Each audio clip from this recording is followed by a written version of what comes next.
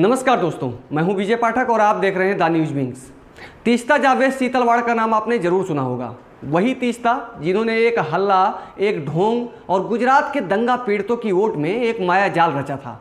लेकिन छदम सेकुलरवाद का वो गढ़ अब दरकने लगा है। तीस्ता का झूठ बाहर आने लगा है। न्यायालय से भी उन्हें डांट पड़ रही है। तीस्ता ने अपने आप को देश विदेश में यह बताने की कोशिश की कि वो बड़ी सामाजिक कार्यकर्ता हैं और गुजरात के दंगा पीड़ितों को न्याय दिलाने के लिए काम कर रही हैं। किंतु अब उनकी पोल उनके अपने लोग ही खोल रहे हैं। यही नहीं, तीस्ता जिनको न्याय दिलाने की दम्भ भरती हैं, वह लोग ही अब उन्हें अपने घर में घुसने तक नहीं देते हैं। वह लोग तीस्ता से उस 75 लाख रुपए का हिसाब मांग रहे हैं जो दंगा पीड़ितों की मदद के नाम पर दुनिया भर से इकट्ठा किए गए हैं। तीस्ता और उनके पति Javed Anand citizen of justice and peace नाम से एक गैर सरकारी संस्था चलाते हैं। ये दोनों कम्युनल कॉम्बेंट नामक एक अंग्रेजी मासिक पत्रिका का संपादन भी करते हैं। गौरतलब है कि 1999 के आम चुनाव के दौरान एक अभियान भाजपा और राष्ट्रवादी शक्तियों को निशाना बनाते हुए इसी बैनर तले चलाया गया था। अपनी संस्था के लिए ये दोनों जमकर विदेशी चंदा जमा करते हैं। कुछ समय पहले यह भी खुलासा हुआ कि ये दोनों कांग्रेस, मार्क्सवादी कम्युनिस्ट पार्टी और भारतीय कम्युनिस्ट पार्टी आदि राजनीतिक दलों से पैसे लेकर राष्ट्रीय स्वयंसेवक संघ, भाजपा और अन्य हिंदुनिष्ठ संगठनों के खिलाफ लेख और विज्ञापन प्रकाशित करते हैं। 1999 के आम चुनाव से पहले कांग्रेस, मार्क्सवादी कम्युनिस्ट पार्टी कम्युनल कॉम्बेंट को 1,50 लाख रुपए सिर्फ इसलिए दिए थे कि भाजपा के खिलाफ पूरे देश में मुहिम चलाओ। 2002 के दंगा के बाद गुजरात में गैर सरकारी संगठनों का बाढ़ आ गई थी। अपने कुछ सेकुलर और प्रगतिशील मानने वाले अनेक लोगों ने एनजीओ बनाकर पीड़ितों की मदद करने का ढोंग रचा। इन्होंने देश की कथित सेकुलर सरकारों और राजनीतिक दलों से पैसा तो लिया ही, विदेशों से भी खूब पैसा वसूला। तीस्ता की संस्था citizen of justice and peace को नीदरलैंड की एक संस्था HIBOS से 23 नवंबर 2009 को लगभग 7 लाख रुपए मिले थे। इसके अलावा तीस्ता के वकील मिहिर देसाई को नवंबर 2009 में ही पहली बार 45,000 और दूसरी बार 75,000 रुपए मिले थे। जैसे जैसे सच सामने आ रहे हैं, तीस्ता का तिलिस्म टूट रहा है। गत 28 फरवरी को अहमदाबाद की गुलबर्ग सोसाइटी में तीस्ता को वहां के लोगों ने घुसने से मना कर दिया।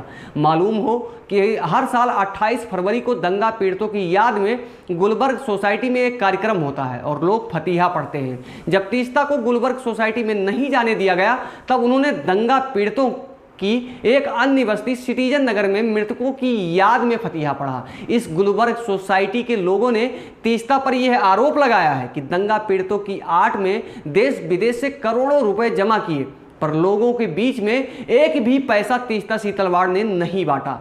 इधर तीस्ता के एक सहयोगी रहे रहीस खान पठान ने भी तीस्ता पर कई गंभीर आरोप लगाए हैं। पठान ने अदालत में शपथ पत्र देकर आरोप लगाया है कि तीस्ता ने गुजरात दंगा के सिलसिले में बहुत सारे झूठे मामले दायर किए हैं। नरोदा पटिया का मामला पूरा मनगढ़ंत है।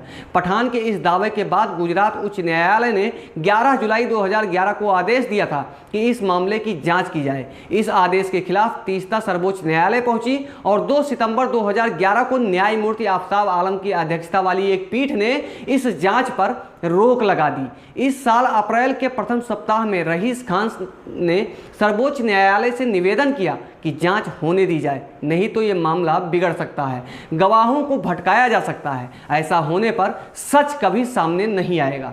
पठान ने कुछ दिन पहले सर्वोच्च न्यायालय में एक और शपथ पत्र दाखिल किया है, जिसमें कहा गया है कि तीस्ता की संस्था को नीदरलैंड की एक संस्था HIBOS से अनुदान मिलता है। इसी शपथ पत्र में यह भी कहा गया है कि न्यायमूर्ति आफताब आलम की बेटी शाहरुख आलम को भी इसी संस्था से पैसा मिलता है। पठान ने अदालत से यह भी निवेदन किया है कि गुजरात दंगों से जुड़े मामलों से न्यायमूर्ति आलम को दूर रखा जाए। हालांकि न्यायमूर्ति आलम अब सेवानिवृत्त हो गए हैं। सर्वोच्च न्यायालय द्वारा गठित स्पेशल इन्वेस्टिगेशन टीम यानी कि SIT ने भी अपनी रिपोर्ट में तीस्ता के झूठों का पर्दाफाश किया है। SIT ने लिखा है कि कौसर बानो नामक गर्भवती महिला के साथ बलात्कार नहीं हुआ है और न ही पेट फाड़ कर उसका बच्चा निकालने की कोई घटना हुई है। नरोदा पटिया में कुएं में लाशों को दफनाने की बात भी गलत है।